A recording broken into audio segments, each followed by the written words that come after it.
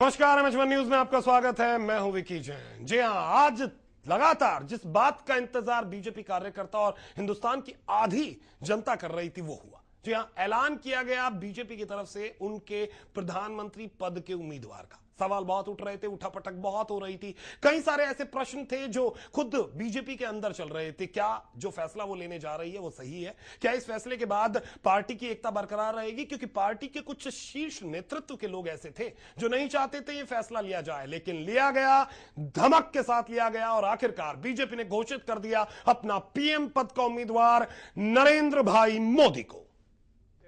मैं यह जानकारी दे यार, दूं काफी आपको। दिक्कतों के बाद, कहीं ना कहीं लोगों को समझाने के बाद, अपनों को मनाने के बाद बीजेपी ने फैसला किया। बीजेपी के राष्ट्रीय अध्यक्ष राजनाथ सिंह ने ऐलान कर दिया कि अब बीजेपी 2014 का जो चुनाव है वो नरेंद्र भाई मोदी के नेतृत्व में लड़ेगी। इससे पहले लगातार अगर हम 6 महीनों का असर देखें तो 6 महीनों में कई पार्टियां, जो कई घटक दल थे एनडीए के, जो बीजेपी के साथ है एनडीए में, वो अपनी नाराजगी दिखा रहे थे। वो बार बार कह रहे थे कि अगर मोदी को प्रधानमंत्री पद का उम्मीदवार बनाया गया तो जो छवि है बीजेपी की वो खराब हो जाएगी, एक कट्टरवादता की छवि जाएगी और कहीं ना कहीं इसकी दिक्कतें होंगी। लेकिन सारे इफ और बट्स के बीच आखिरकार राजनाथ सिंह ने फैसला किया, लोगों को बनाया, समझाया और मोदी का जो कद था उसे देखते हुए आज ऐलान कर दिया उन्होंने बीजेपी मुख्यालय में दिल्ली के अंदर कि 2014 का चुनाव बीजेपी नरेंद्र भाई मोदी के नेतृत्व में लड़ेगी और उन्हीं के मार्गदर्शन पर चलते हुए अब देश के आगे की, देश के साथ किस तरह से पेश आना है, देश को किस तरह से विकास की गति पर आगे ले जाना है,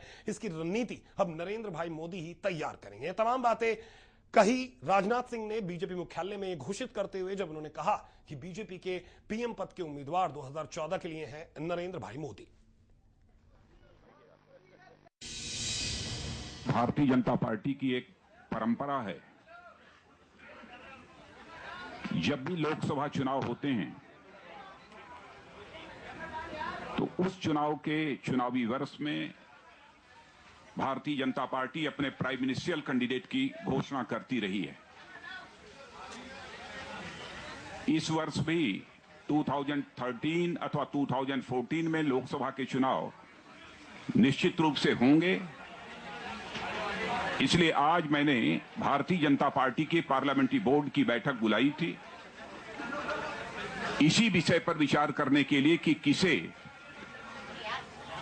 आगामी लोकसभा चुनाव के लिए प्राइम मिनिस्ट्रियल कैंडिडेट के रूप में प्रोजेक्ट किया जाए।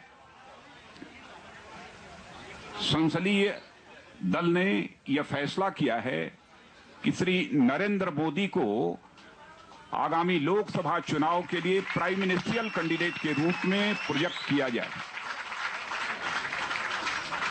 इस समय सारे देश में जो जनता का मूड है उस मूड को देखते हुए और साथ ही साथ अपने पूरे कैडर की जनभावनाओं को देखते हुए भारतीय जनता पार्टी के संसदीय बोर्ड ने यह फैसला किया है।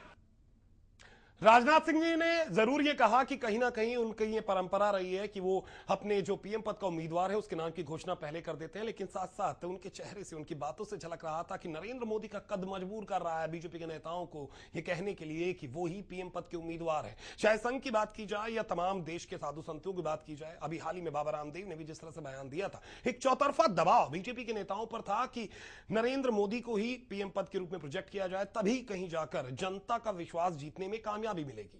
लगातार गुजरात में अपनी श्रेष्ठता सिद्ध कर चुके नरेंद्र मोदी के लिए अब एक बहुत बड़ी चुनौती है देश की जनता के सामने जाने की, और कैसे वो देश की जनता को नमों के जाल में फंसाते हैं, अपने शब्दों से पिरोते हैं और कितना विश्वास दिला पाते हैं कि नरेंद्र मोदी ही सही उम्मीदवार है। इसका फैसला तो जनता करेगी, लेकिन इतना जरूर है, नरेंद्र मोदी ने पीएम पद के उम्मीदवार घोषित होने के बाद जिस तरह से संबोधित किया, जिस तरह से प्रेस की बात की, जिस तरह से मीडिया की तारीफ की, इतना तय है कि अब उन्होंने फैसला कर लिया है कि सबको साथ लेकर चलेंगे और बहुत तेजी के साथ चलेंगे।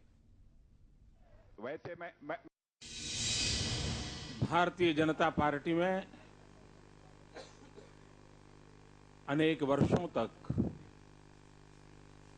एक कार्यकर्ता के रूप में भिन्न भिन्न दायित्व निभाते हुए परमात्मा ने जितनी शक्ति और समझ दी है उसका उपयोग भारतीय जनता पार्टी के विस्तार और विकास के लिए, देश की सेवा के लिए करने का मुझे महान पार्टी ने हमेशा अवसर दिया है। आज भारतीय जनता पार्टी के राष्ट्रीय नेतृत्व ने मुझ जैसे एक सामान्य परिवार से आए हुए, छोटे से कस्बे से आए हुए एक कार्यकर्ता को बहुत बड़े कार्य के लिए दायित्व दिया है। अटल जी अडवाणी जी के अथाग परिश्रम से वटवृक्ष बनी हुई इस पार्टी के लाखों कार्यकर्ताओं की शुभकामनाएं, राष्ट्रीय नेतृत्व के आशीर्वाद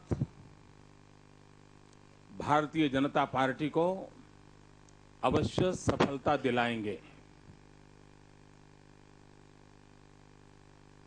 मैं पार्टी के छोटे मोटे सभी कार्यकर्ताओं का, वरिष्ठ नेताओं का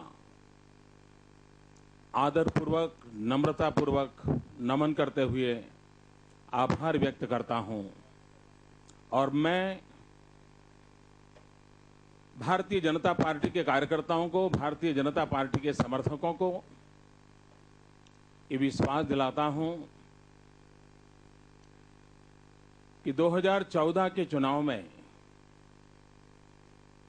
भारतीय जनता पार्टी विजयी हो, उसके लिए परिश्रम करने में कोई कमी नहीं रखूंगा। सामान्य मानवीय की आशा आकांक्षाओं पर खरा उतरूं, कार्यकर्ताओं की अपेक्षाओं पर खरा उतरूं, उसके लिए मैं भरपूर प्रयास कर रहूंगा। मैं आज आप सबके माध्यम से करोड़ों करोड़ों देशवासियों से भी आशीर्वाद चाहता हूं